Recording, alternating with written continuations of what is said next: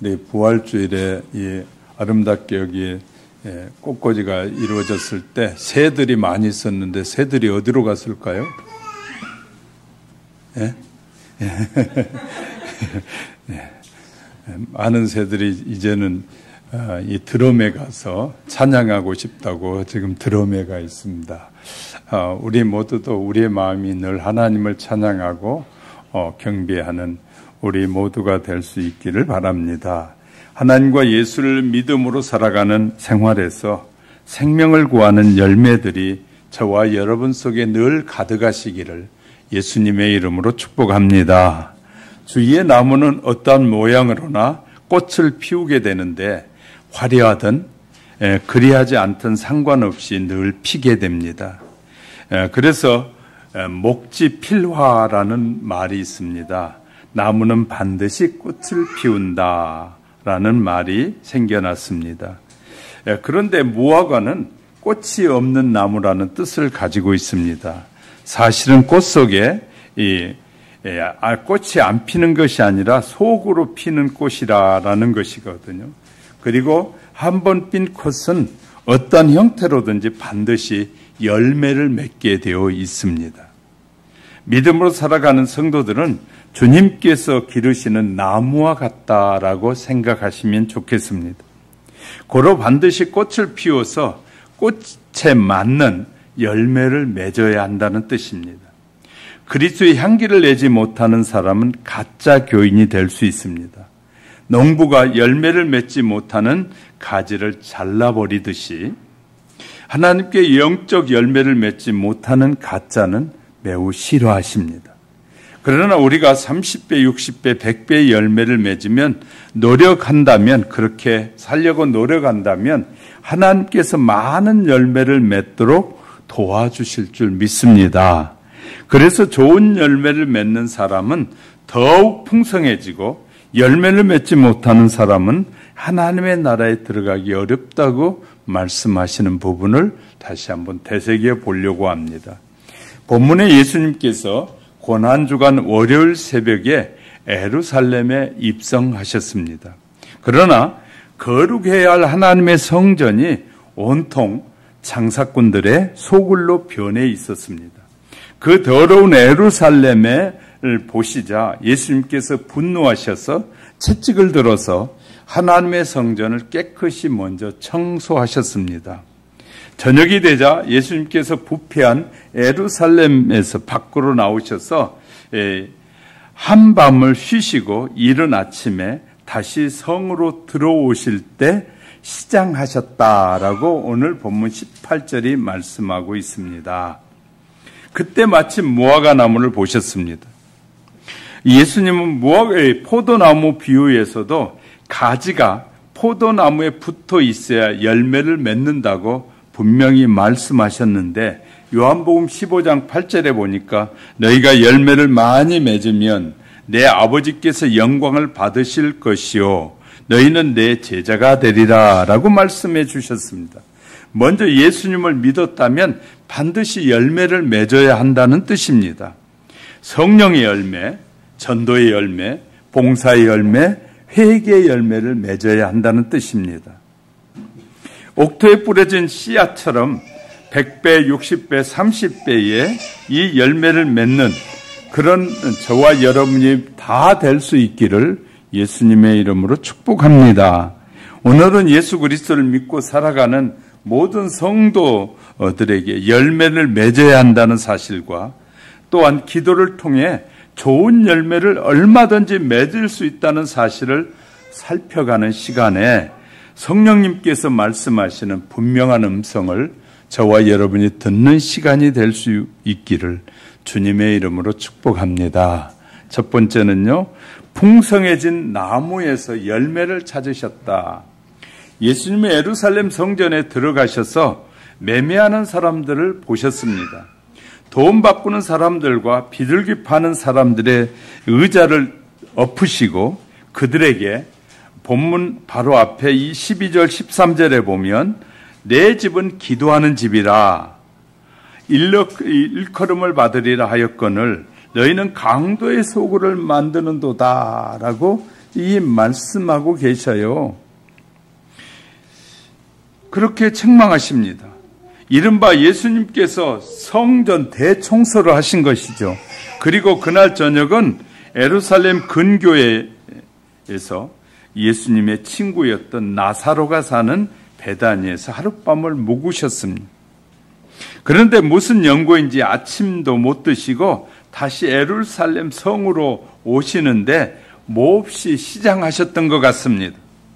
시장하신 예수님께서 길가에 한 무화과 나무를 보시고 가까이 가셔서 무화과에서 열매를 찾으셨으나 잎사귀밖에 아무것도 없고 잎사귀만 풍성한 것을 보고 이 열매를 찾지 못하셨어요. 시장하신 예수님 몹시 서운해하시면서 보시면서 풍성해 보이는 그 나무에 열매가 없다는 사실을 아시고 그 무화과 나무를 저주하셨다라고 오늘 본문은 말씀하고 있습니다.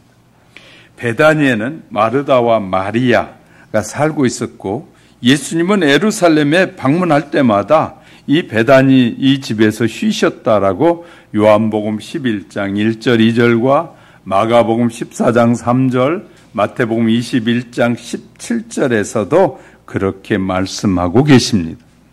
예수님께서 이른 아침에 예루살렘 성으로 오시다가 시장하셨다는 것을 보면 아침 식사 이전에 베다니에서 출발하신 것으로 생각되어집니다.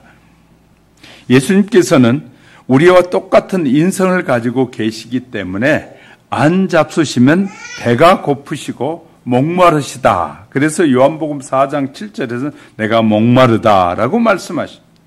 또 여행할 때 피곤도 느끼셨다고 요한복음 4장 6절에서는 말씀하고 있습니다. 죄 없으신 하나님의 아들이 이런 삶을 사신 것은 인간의 죄를 지시기 위함이었다라고 이사야 선지자는 53장 4절에서 말하고 있습니다.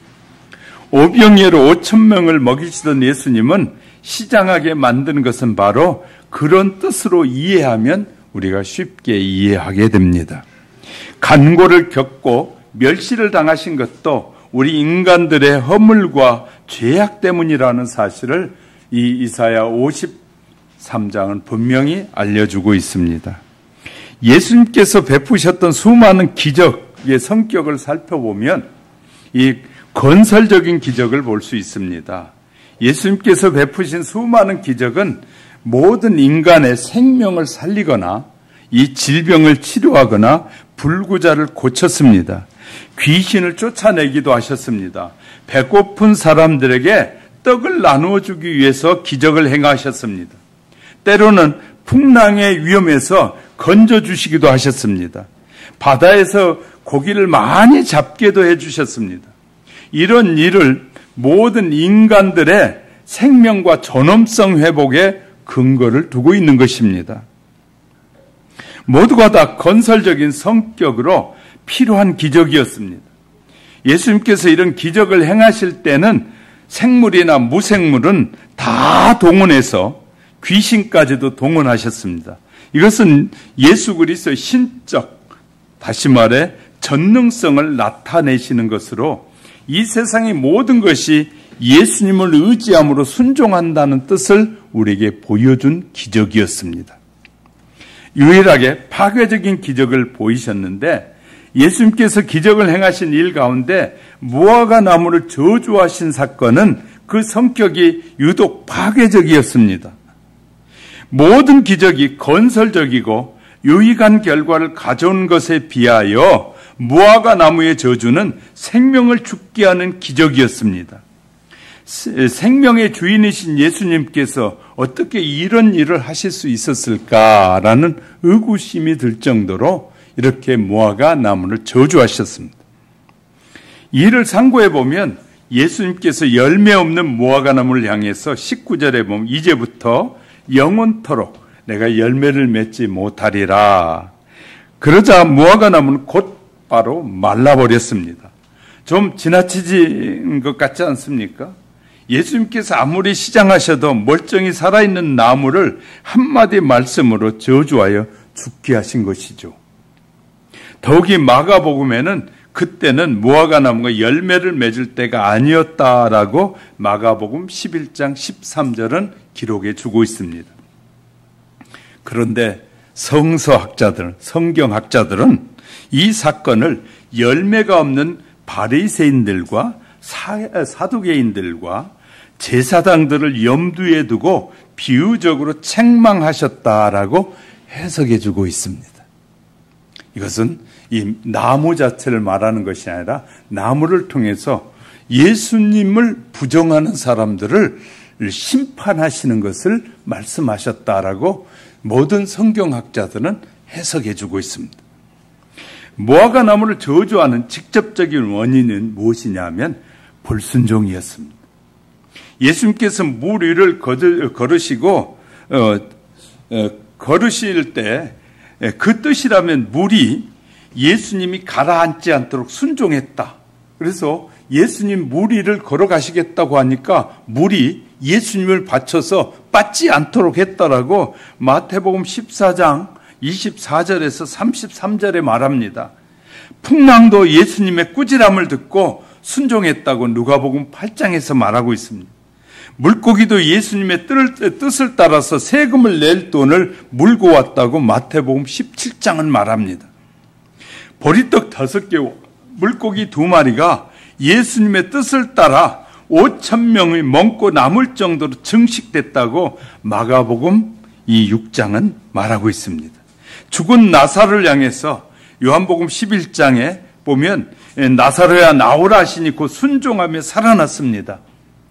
예수님께서 원하시면 모든 것이 이에 순종했다는 것입니다. 이것들은 모든 자연 법칙을 초월해서 예수님의 뜻에 다 순종했다는 것입니다.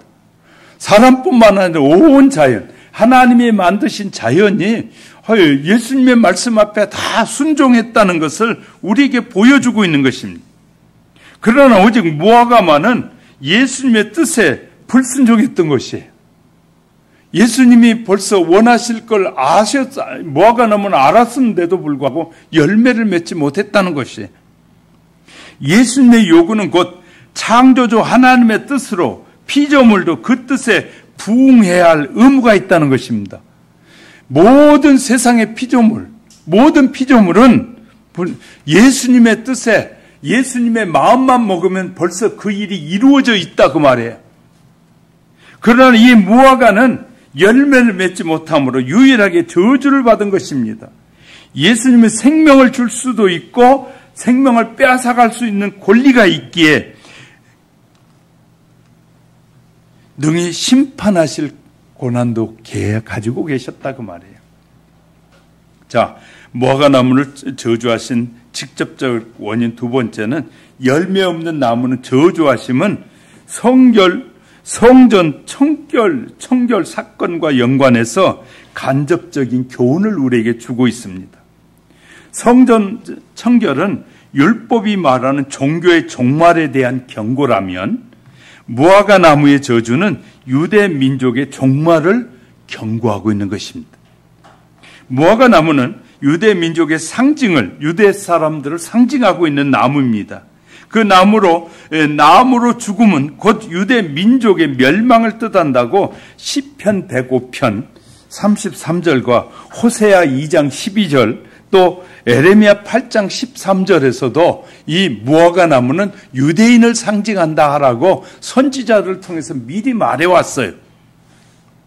하나님의 백성으로 부르신 유대 민족은 하나님을 섬기되 극도의 위선적인 삶에 빠졌다 그 말이에요. 우리가 처음 사랑을 버린 사람 신자들이 많잖아요. 그래서 계시록에서 보면 첫사랑을 버렸다. 하나님이 우리를 사랑하신 그 사랑을 잊어버리고 자기 멋대로 살았다 그 말이거든요. 그는 하나님의 말씀보다 장로들의 유전을 더 중히 여겼음을 마태복음 예수님은 15장 3절에서 말씀해 주셨어요. 예배는 외식주의로 전락하였다고 마태복음 23장 23절에서 말하고 있고 교권은 탐욕에 빠져 있었다 그 말이에요. 민족은 바리새인파, 사두개인파, 헤롯 땅으로 분열되었고 지도자들은 회칠한 무덤같이 생명이 죽었다는 것입니다. 하나님께서는 타락으로 창조의 목적에 벗어나 변질되어 버린 그런 사람들을 심판하시는 하나님이시다. 유대는 멸망할 것이고 그날은 임박에 온다는 경고입니다. 오늘 우리 교회에도 이 교회에 적용해 본다면 무화과 나무가 예루살렘으로 올라가는 길에 서 있는 것처럼 수많은 교회도 언제나 천국을 향해 가는 하나님의 백성들이 가는 천국 길가에 세워진 것이 바로 교회입니다. 그러나 교회가 열매를 맺지 못해서 그리스도의 기대에 어긋나게 된다면 심판을 면치 못하게 될 것이라 라는 사실을 우리에게 경고해 주고 있는 것입니다. 그러면 진실로 거듭난 그리스도인, 진실로 변화된 성도는 단순히 어떤 행위를 따라서 구원의 기준을 정하는 것이 아닙니다. 내가 이거 됐으니까. 왜 구원의 은혜는 우리의 행위로는 갚을 수 없다고 말씀드렸잖아요. 하나님이 우리를 구원해 주신 하나님의 백성이 된 이 은혜는 우리가 뭘로 해가지고 내가 봉사하고 헌신하고 물질 드린 것으로는 불가능한 일이란 말이에요. 그렇기 때문에 그런 구원의 기준을 거기에다 두는 것은 매우 위험한 일이거든요. 내가 50년, 100년을 예수님을 믿었으니까 알아서 데려가겠지. 우리 마누라가 잘 믿으니까 나는 그 다림 잡고 가면 되겠지. 그런 헛된 말들을 하는 사람이 많거든요. 내 자녀가 예수를 잘 믿고 주의 종이니까 내 자녀 발 잡고 가면 되겠지. 자녀가 어떻게 부모를 내버리겠어? 그런 쓰잘데기 없는 말을 하는 사람들도 많이 있어요. 내 부모가 예수 믿으니까 어떻게 자녀를 버리고 가겠어? 그것도 헛소리거든요. 모든 구원은 개인의 구원이에요. 내가 믿느냐 믿지 않느냐, 아무리 부모가 잘 믿었어도 그 자식이 그 부모의 뜻과 하나님의 뜻을 따라서 믿지 않으면 지옥에 간다는 것이 성경의 경고의 말씀이거든요. 그러므로 우리는 자녀들에게 좀 이 압력을 넣어서라도 믿고 살게 해야 되거든요. 네 마음대로 해라. 네가 편안하게 네 하고 싶은 대로 해라. 신앙은 그렇게 하면 안 된다는 거예요. 신앙은 아니야. 너 그러면 죽어. 지옥에 가. 분명하게 가르쳐줘야 된다는 거예요. 회사는 안 가도 징계받을 수 있지만 하나님의 징계는 천국에 가느냐 못 가느냐 엄청난 것이거든요. 그냥 집에 들어놓아서 안 간다고 버텨도 그래 오늘 가지 마라. 그러면 안 된다는 거예요. 너 하나님이 두렵지 않니? 그렇게 살면 되니? 네가 하나님의 자녀이지 않니? 당당하게 그렇게 선지자적인 측면을 가지고 우리는 말할 수 있어야 돼요. 그래야 하나님 앞에 책망받지 않는 거예요. 우리 할 일을 했으니까. 정말 어떤 말씀을 읽다 보면 두렵고 떨릴 때가 많아요. 그거 좋아하는 자녀들이 없을 거예요. 야, 그렇게 믿으면 안 돼. 멀어도 와서 신앙생활 해야지. 가까이 있으면 잘할 것 같지만 이 먼 거리지만 수고하고 애쓰고 그것이 하나님이 다 보고 계셔요. 우리는 하나님이 어떤 분인가를 늘 놓치고 살 때가 많이 있어요. 먼 거리, 장거리, 예를 들어 부산에 직장을 가진 성도가 자기 교회를 섬기기 위해서 서울에 있는 교회를 그냥 이 주말이면 올랑달랑 하는 거 주님이 다 보고 계셔요. 알고 계셔요. 그리고 그 일을 통해서 믿음을 더해 주시는 거예요. 할렐루야. 우리는 수고하지 않고 거저 신앙생활 잘할 것이라는 생각은 우리가 버려야 돼요. 우리가 최선을 다해서 내가 수고하고 애써야만이 나의 믿음도 최고의 수준이 되는 거예요. 할렐루야. 수고하지 않고 얻어지는 것은 결코 쉽게 버려지는 것이에요. 그래서 우리가 다 이 경험을 통해 배우잖아요. 쉽게 들어온 돈은 쉽게 나가지만 어렵게 번 돈은 뭐 하던다고요? 소중히 여겨지는 것이에요. 그래서 우리가 어떤 일을 해서 내가 땀을 흘려서 이 대가를 얻은 것은 소중한데 땀을 흘리지 않는 것은 아주 값어치가 없게 느껴지는 거예요. 그래서 우리의 신앙생활도 마찬가지입니다. 땀을 흘리고 애써서 전도도 가보고 시간을 내가지고 사람을 만나서 전도도 하고 이렇게 하는 수고를 하나님이 다 보고 계신다는 거예요. 하나님이 다 그렇게 애쓰는 걸 다 알고 계신다는 거예요. 시간을 쪼개서 내가 다른 할 일 여러 가지 하고 싶은 일이 있지만 그 시간을 쪼개서 주님 앞에 드리고 헌신하는 것까지도 다 보시는 하나님이라는, 우리의 생각과 전혀 다르신 하나님. 여러분이 어떤 사람이 교회에 오든, 어떤 사람은 교회에 오면 목사님하고 안 맞을 것 같다, 그건 여러분의 생각해. 어떤 사람은 전혀 목사와 안 맞을 것 같은데 그 목사의 말에 하나님께서 굴복하게 해서 그가 평생 그 교회를 섬기게 하시는, 하나님이 하시는 일이. 근데 우리가 선입관을 가지고 미리 그런 선입관을 가지고 살 이유가 전혀 없어요. 정말 예수님의 구원을 입은 사람이라면 우리 교회가 아니면 또 다른 교회에서도 신앙생활 잘 할 수 있어요. 우린 기억해야 돼요. 오직 하나님만 위해서, 하나님을 사랑하며 하나님과 관련된 일들만 하는 자, 거듭난 성도는 누가 시켜서 혹은 누가 가르쳐서 혹은 억지로 고분분투해서 적당하고 미지근한 신앙생활을 하지 않습니다. 정말 거듭난 사람은 바르게 해요. 정말 거듭난 그리스도인은요, 안 보는 데서 성도답게 살아요. 그러나 거의 진짜 거듭나지 않은 사람은 안 보이는 데서는 성도답게 안 사는 거예요. 적당히 사는 거예요. 아무도 안 보는데 어때? 우리 친구들끼리 만났으니까 어때? 걱정하지 마. 이렇게 살지만 진짜 거듭난 사람은 보든 보이지 않든, 사람이 보이든 보이지 않든 하나님이 보고 계신다는 사실을 늘 기억하며 사는 것이 진짜 거듭난 그리스도인이야. 할렐루야. 자, 그래서 성도의 열매는 자신의 신앙의 삶을 통해서 보여지는 것이에요. 내가 정말 좋은 신앙을 가졌느냐 아니냐는 내 삶을 통해서 보여지게 되는 거예요. 그래서 성령으로 사는데 열매가 없는 교인은 존재하지 않아요. 성령의 인도함을 받으면 반드시 성령의 열매가 맺어요.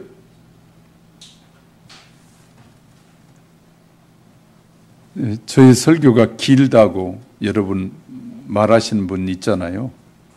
그런데 인터넷 유튜브에 올려놓으니까 어떤 분은, 어떤 설교는 10몇 명씩 와서 보는 성도들이 있어요. 누가 보는지는 몰라요. 왜냐하면 그건 안 가르쳐 주니까. 그런데 다른 분들 설교 보통 25분, 30분, 길어야 40분 그러거든요. 저는 거의 1시간 설교를 하거든요. 근데 저 설교를 와서 보는 사람도 있어요. 놀랍잖아요? 하나님의 말씀을 사모하게 되면 긴 거 짧은 거 상관하지 않아요.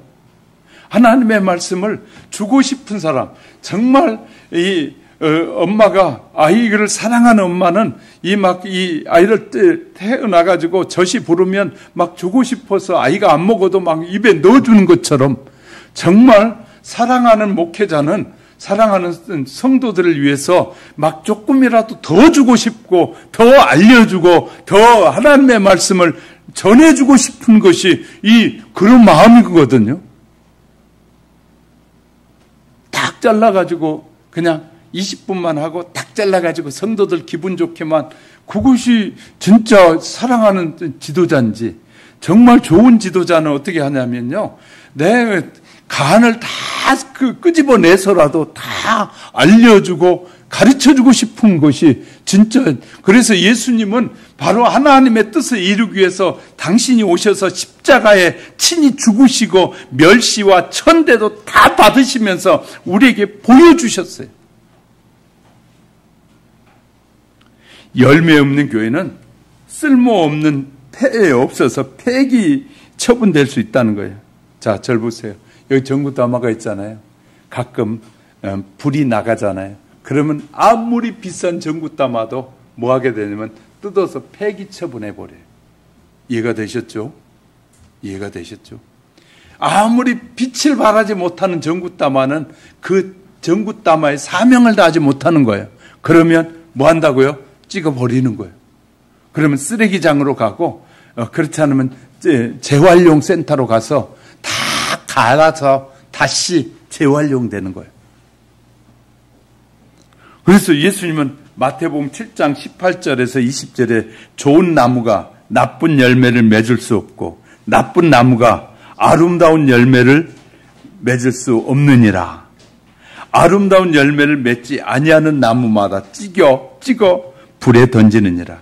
이러므로 그들의 열매로 그들을 알리라 라고 말씀하셨습니다. 믿음이 좋은 열매가 저와 여러분 속에 늘 가득 맺혀지시기를 주님의 이름으로 축복합니다. 두 번째는 좋은 열매는 기도의 능력으로 맺어진다는 것입니다. 예수님이 말씀 한마디로 열매가 없는 무화과가 말라버린 사건은 제자들이 이상하게 생각했어요. 그래서 의문이 생긴 제자가 예수님께 질문합니다. 20절에 보세요. 무화과 나무가 어찌하여 곧 말랐나이까? 라고 여쭈었습니다. 예수님께서 21절에 대답하셨어요. 내가 진실로 너에게 이르노니 만일 너희가 믿음이 있고 의심하지 아니하면 이 무화과 나무에게 된 이런 일만 할 뿐만 아니라 이 산더러 들려 바다에 던져지라 하여도 될 것이요. 너희가 기도할 때 무엇이든지 믿고 구하는 것은 다 받으리라 라고 답변했어요. 이 말은 무슨 말이냐면 우리가 진정으로 주님의 교회를 사랑해서 이 교회 빈자리에 내가 한 사람이라도 채우고 싶습니다 라고 진정으로 믿음의 기도를 드리면 하나님이 뭐하게 한다고요? 그 일을 들으셔서 응답하신다는 거예요. 할렐루야. 응답하신다 그 말이에요. 이는 마치 제자들의 말에 동문서답하는 것처럼 들릴지 모르지만 사실은 진리의 말씀이에요. 그래서 예수님의 말씀을 자세히 생각해 보면 이 무화과 나무가 마른 이유를 알 수 있어요. 마른 이유가. 자, 21절 2절 한번 같이 읽어 보십시다.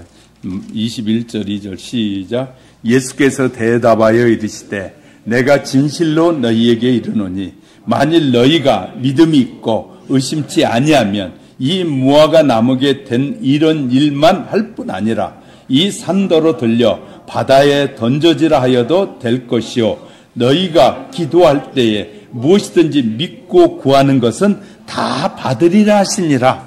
그러니까 우리가 정말 내가 생명을 살리고 생명을 전하는 일이 내 안에 일어나도록 그 내 삶을 통해 일어나도록 그렇게 믿음의 기도를 했다 안 했다? 안 하고 있다고 말. 믿음으로 정말 기도하면 저 사람이 변화되기를 정말 저가 구원받아서 하나님의 자녀가 돼서 주님의 전회와 예배드리고 정말 마음을 쏟아서 헌신할 수 있는 사람이 되기를 원하는 그런 간절한 믿음이 내게 있었다면 그 응답이 있었으리라 없었으리라? 반드시 있다는 거예요. 우리의 기도가 그런 애절하고 간절한 기도가 없기 때문이 아닌지 우리는 돌아봐야 된다는 거죠. 이 말 예수님은 하나님께서 약속하시는 걸 믿고 기도하지 않았다는 말이거든요. 그 증거를 유대인들의 생활에서 찾아볼 수 있습니다. 그들은 기도할 때 이웃을 향해 기도하지 않았습니다. 그래서 유대인들은 자랑하는 기도, 하나님 내가 10의 1조를 잘 드리고 있습니다. 그리고 일주일에 2번씩도 금식하며 기도합니다. 누구 자랑하는 기도를 하고 있는 거예요?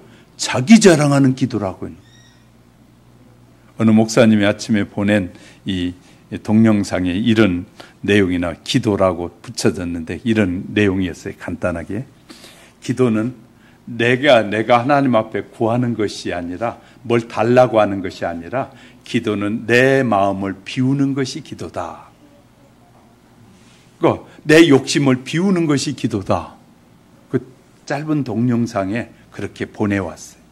기도는 내 뜻을 이루는 것이 아니라 하나님의 뜻이 이루어지게 하옵소서 하는 게 기도다. 할렐루야. 기도는 내 소원을 이루는 것이 기도가 아니라 하나님의 소원을 이루는 것이 기도다. 그런데 다 기도할 때 내 소원을 이루어달라고 기도하잖아요.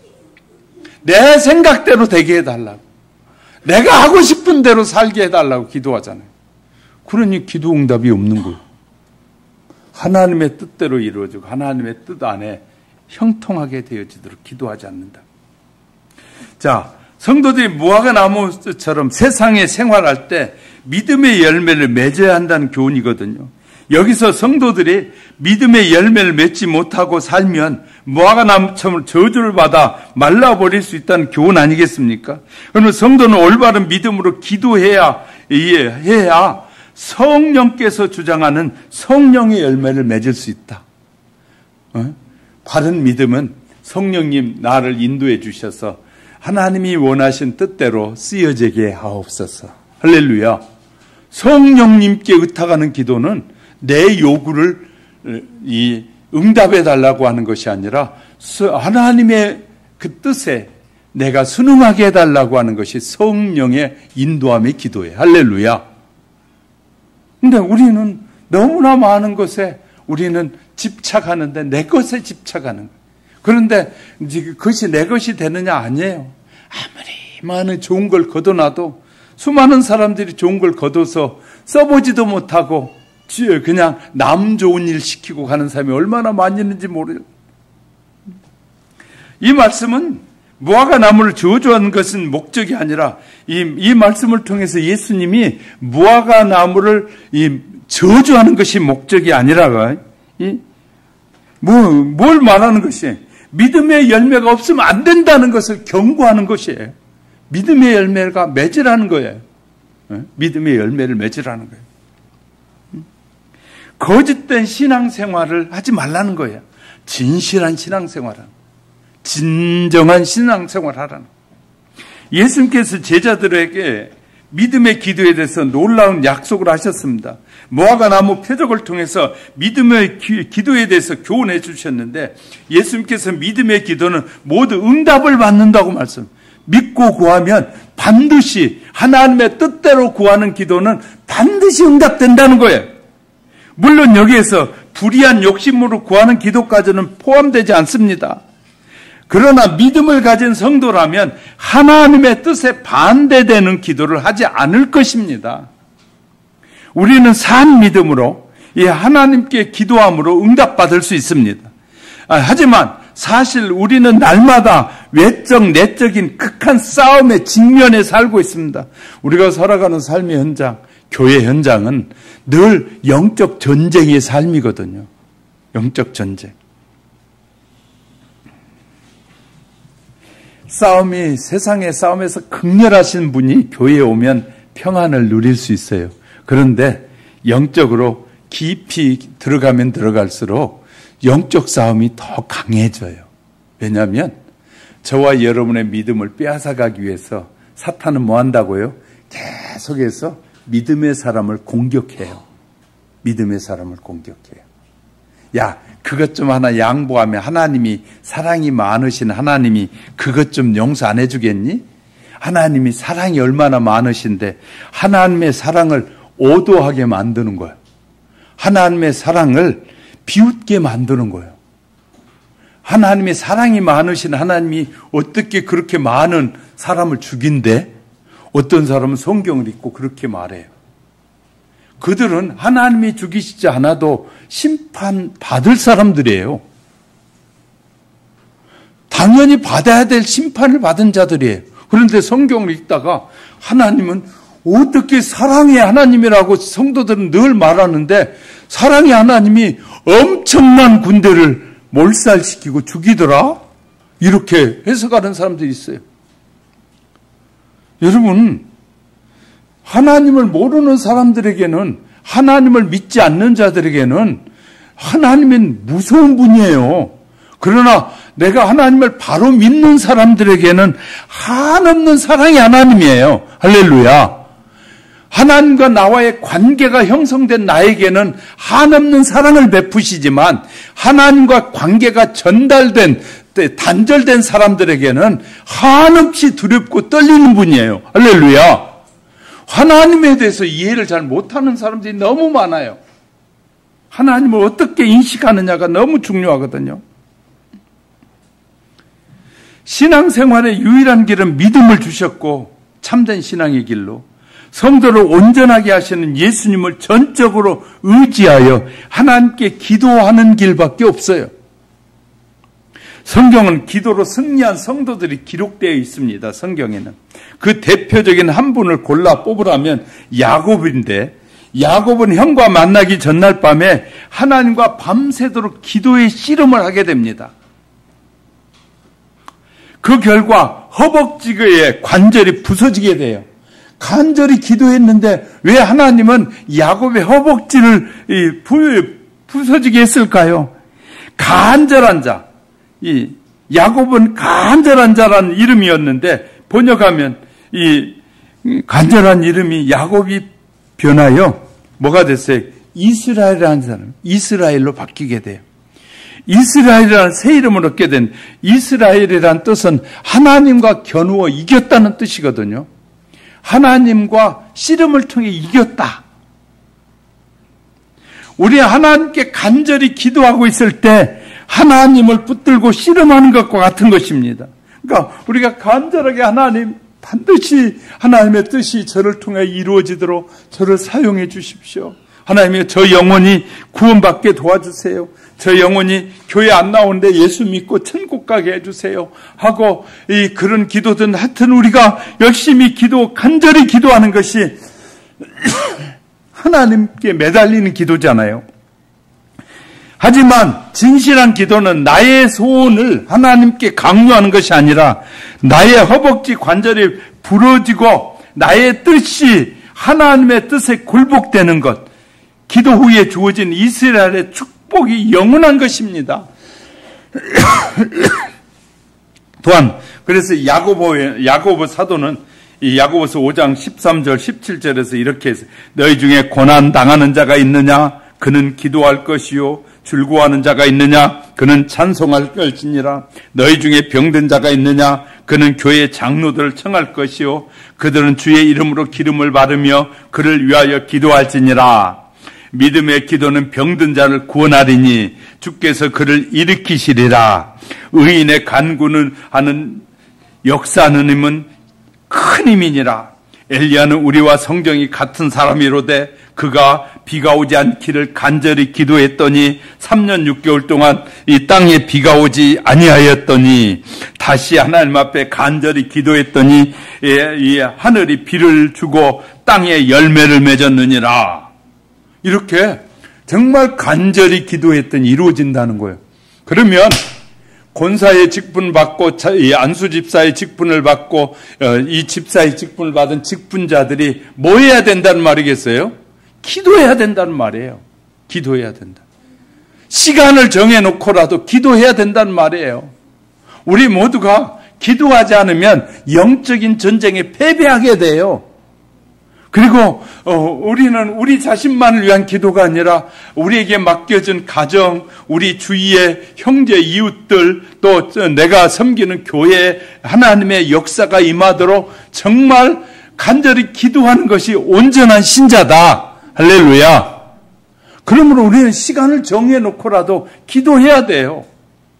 그러니까 그냥 기도하기 어렵다면 시간을 정해서라도 기도하고 매일매일 하나님 성령으로 역사해달라고 그런 기도하는 성도가 돼야 된다는 성도들이 권면하는 말씀을 하셨는데 약속하신 말씀과 같이 기도의 힘과 능력을 받도록 예수 이름으로 성령님을 의지하여 늘 기도해야 합니다.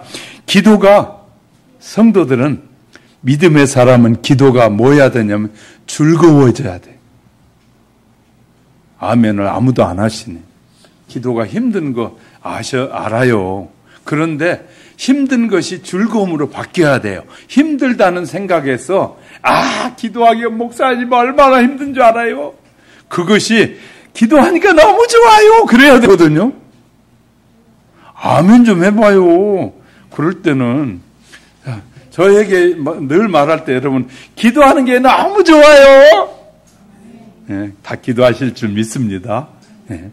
그래야 돼요. 기도하니까 왜 좋냐? 응답의 역사가 계속 일어나니까. 저 인간 죽어도 교회 안 갈 것 같은데 하나님 앞에 간절히 기도했더니, 그리고 자꾸 만날 때마다 당신을 위해 기도하고 있습니다. 어려움이 있으면 나한테 기도의 제목을 주세요. 그 기도할게요. 그랬더니 그 사람이 좋은 일 있었어 언니, 좋은 일 있었어 누나 하고 이렇게 말할 때 예수 믿어야 되겠다. 그렇게 해서 그가 응답받은 것이 나의 기쁨이 되는 거예요. 그래서 내가 기도하는 것이, 아이고 목사님 기도가 너무너무 힘들어요, 그런 소리 하는 것이 아니라 기도가 즐거움이 돼야 돼, 성도에게는. 왜? 하나님과 교통하는 시간이잖아요. 이해가 되셨습니까? 하나님과 교통하는 시간. 그렇게 되시기를 주의 이름으로 축복합니다. 세 번째, 진실한 열매를 맺도록 뭐 하냐면 누가 도우신다고? 성령님이 도우신다. 자, 유대 공회원들이었던 도전이 얼마나 강력했는지 몰라요. 드디어 대제사장과 장로들이 예수 앞에 나타나서 그들은 사내들인 공회의 회원들이었어요. 그들은 어제는 그들의 이권과 이 결탁에서 장사하는 무리를 성전에서 내쫓은 일. 그러니까 지금 장사하는 그들이 제사장들과 아버지 공회원들에게 돈을 갖다 주는데 예수님이 그들을 쫓아내버렸으니까 그들이 돈을 못 보면 돈이 안 들어오잖아요. 그러니까 그런 이권을 쫓아낸 일과 성전에서 예수님이 성전에 와서 막 가르치는 거예요. 그러니까 이 일을 따지러 왔다 그 말이에요. 가르치는 일에 대해서 예수님께 정식으로 도전을 하시는 거예요. 자, 그래서 첫 번째요. 도전이 무슨 권세로 이런 일을 하십니까? 이렇게 말하는 거예요. 자, 23절에 내가 무슨 권세로 이런 일을 하느냐? 이렇게 막 예수님께 도전하는 거예요.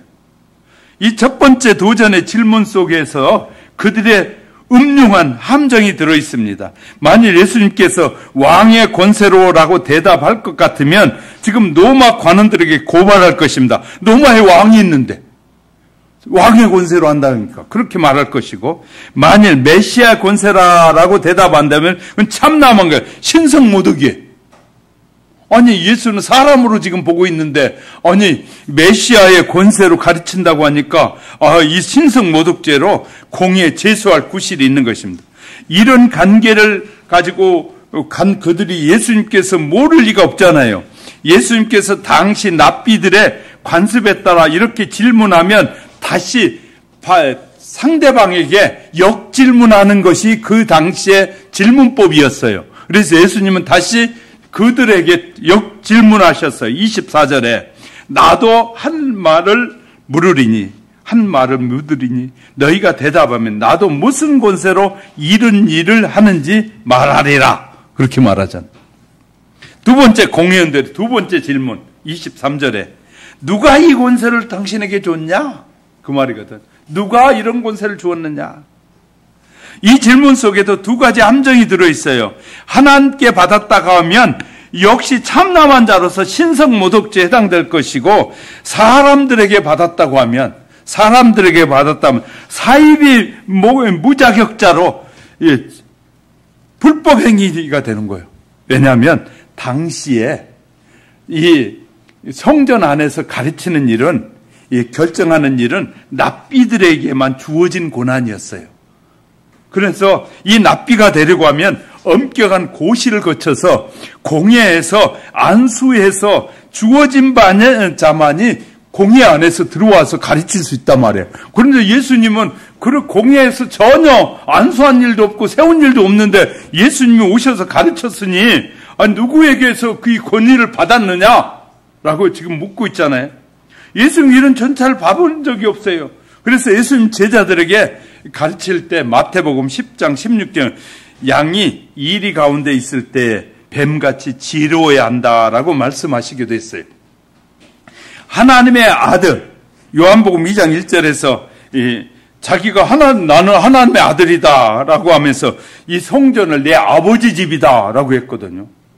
그러니까 이 하나님의 아버지 권위로 가지고 하니까 제사장들보다 훨씬 더 권위 있는데 이들은 지금 그렇게 묻고 있어. 누가복음 19장 46절에 보면 이 성전을 내 집이다. 내 집이 성전이라고 가르쳤는데 누구의 허가가 필요하겠습니까? 하나님의 아들이 하나님의 전에 와서 누구의 허가를 받는단 말이에요. 필요가 없는데 지금 그들은 그렇게 질문하고 있는 거예요. 그러나 그것은 예수님께서 직접 말씀하시면 그들의 함정에 빠지게 되므로 예수님께서 그들의 질문을 그들이 대답하도록 하나의 반문을 제시하시는데 악인들은 그 베푼 꾀에 스스로 빠지게 되어 있다라고 말하는 거예요. 그래서 예수님이 그렇게 대답하신 거예요. 예수님의 가르침을 통해서 회개하기를 원하셨어요. 예수님은 이 공예에 와서 가르침을 통해서 회개하라고 요구하시는 거예요. 자, 도전자들에게 대하여 예수님은 25절에 요한의 세례가 하늘에서 왔느냐 사람에게서 주어진 것이냐라고 반문하셔요. 그것은 그들 스스로로 하여금 하나님의 보내신 선지자를 믿지도 않으면서 이 죽일 일에 대해서 회개할 것을 깨우치기 위한 하나의 배려였습니다. 이는 원수를 사랑하는 주님의 자비와 긍휼에서 나온 것이라고 생각해 볼 수 있습니다. 사랑으로서 악을 이기기 위함이기도 하죠. 도전자들에게 메시아임을 믿게 하시려고 예수님께서 세례 요한에 대한 것을 질문함으로 문제를 제기합니다. 그 문제를 통해서 자연히 메시아가 누구인가를 알게 하시려고 세례 요한에게 누구에게서 세례 요한이 그런 권세를 받았느냐? 라고 묻는 것이거든. 그들이 예수를 믿을 수 있도록 기회를 주기 위함이었습니다. 예수님께서는 모든 사람을 사랑하시되 끝까지 사랑하신다고 요한복음 13장 1절에서 말씀해 주고 있습니다. 예수님은 성전을 정결하게 하셨고 열매를 맺지 못한 무화과나무를 마르게 하셨다는 그 이야기를 들은 대제사장들과 장로들 마음에 자극을 받아 매우 불편했습니다. 그래서 예수님께서 성전에 오셨을 때 내가 무슨 권세로 이런 일을 하느냐? 누가 이 권세를 너에게 주었느냐고 대들고 있는 것입니다. 그들은 예수님께서 행하신 이적과 권세를 충분히 고찰해보지도 않고 항의하고 있는 것이에요. 그들은 그저 자신들의 완고한 불신앙을 은폐하기 위해서 예수님께 무엇인가 태클을 걸고 있는 것과 같은 것이에요. 대제사장과 장로들은 자신들의 권세로 예수님을 문책할 수 있다라고 생각한 것 같아요. 왜냐하면 그들이 예수님의 권세에 시비를 걸면 백성들에게 존경을 받을 줄로 알았기 때문인 거죠. 그래서 예수님을 자신들의 닷에 걸려 넘어지게 하려고 수작을 부린 것인데 만약 예수님께서 답변하지 않으면 그들이 그가 아무 말도 대답하지 않았다라는 제목을 붙여 재판에 넘기려고 했던 것이고 그리고 예수님께서 묵비권을 행사하시면 그 이후로 정죄하거나 아니면 백성들에게 침묵으로 자신이 범법자임을 무언으로 입증했다라고 말하려고 했던 것이에요. 또한 만약 예수님께서 하늘로부터 온 권세를 가지고 행사했다고 말하면 그들은 예수가 하나님을 모독한 자라고 고소했을 것입니다. 대제사장과 장로들은 음모와 속셈을 하신 예수님께서 지혜롭게 그들에게 수작에 대응하셨어요. 그래서 25절 26절에 나도 한 말을 너희에게 물으리니 너희가 대답하면 나도 무슨 권세로 이런 일을 하는지 이르리라. 요한의 세례가 어디서부터 왔느냐? 하늘로부터냐? 사람으로부터 물으셨어요.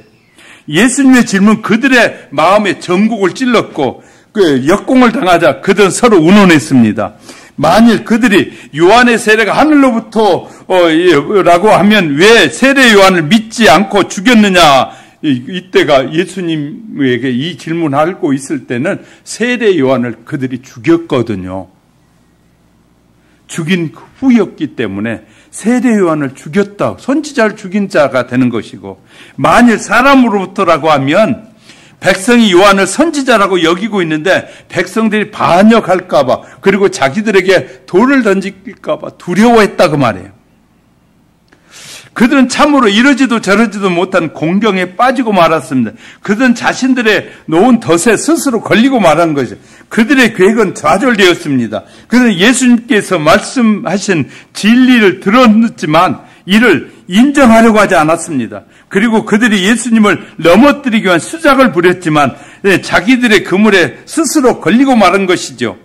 세상에서 나온 이 어리석은 지혜는 어리석은 자를 만들고 하늘에서 나온 지혜는 지혜로운 사람을 만든다고 성경은 가르쳐주고 있어요.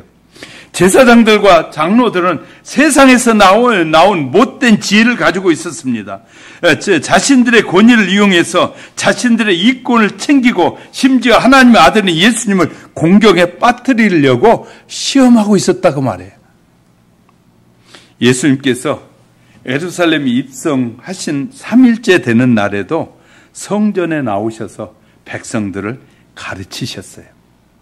그 전날에는 성전을 청결하게 하셨고 오늘은 백성들을 가르쳤습니다. 그것은 며칠 후에 다가올 순환의 날을 생각하고 선지자로서의 역할을 지금 마지막까지 다하고 계신 것입니다. 예수님께서 이렇게 성전은 내 집이었으나 율법과 종교 자체가 부패짐으로 성전의 건물의 중요성은 이미 상실한 것이나 마찬가지였습니다. 그래서 예수님께서 요한복음 2장 19절에 이 성전을 헐라 내가 사흘 동안에 일으키리라. 공생의 초기 1장 성전 정결 시에 이미 예수님께서 성전의 의미를 건물에서 당신의 몸으로 말씀하셨어요. 그러니까 제 첫 번째 성전을 깨끗게 하실 때는 바로 성전은 건물이 아니라 당신의 몸이다라고 하셨거든요. 예배 개념도 달리 말씀했어요. 예배 개념도 요한복음 4장 21절 23절에서 내 말을 믿으라. 이 산에서 말고 예루살렘에서 말고 너희가 아버지께 예배할 때가 오나니 곧 이때라. 예루살렘에서만 예배하는 것도 이제 필요 없다. 왜냐하면요, 예루살렘이 다 타락해버렸기 때문에. 그리고 지금 예루살렘 성전은 예수님에게 있어서 전도하는 일에 장소로 제일 좋은 곳이었어요. 지금 아직까지 성전이 있고 거기에 사람들이 모이니까 늘 예수님은 사람들이 모인 곳에 또 개인적으로 조용히 있는 사람을 찾아가서 복음을 전하셨어요. 그러니까 사람들이 많이 있는 곳에 가르치기도 했고 조용히 있는 사람을 찾아가서 만나서 그들에게 복음을 전하기도 했단 말이에요. 예수님께서 오신 목적은 마가복음 1장 38절에 보면 전도하기 위해 오셨다는 거예요. 예수를 믿지 않는 자를 믿게 하시려고 오셨다는 거예요. 저와 여러분이 먼저 믿는 목적은 뭐냐면 믿지 않는 자들에게 믿음을 전해주라고 먼저 믿는 곳이에요. 할렐루야. 그러므로 우리는 당연히 전도가 우리의 삶의 목적이어야 돼요. 그래서 최후의 기회를 최선의 전도의 날로 죽기 전에, 그러니까 마지막 끌려가기 전까지도 예수님은 전도하셨단 말이에요. 하나님의 계획은 오늘이 아니면 백성들에게 더 복음을 전할 기회가 주어지지 아니했습니다. 오늘은 최선을 다하여 충성하는 날이에요. 오늘은 충성, 내일은 있을 수 없을지 몰라요.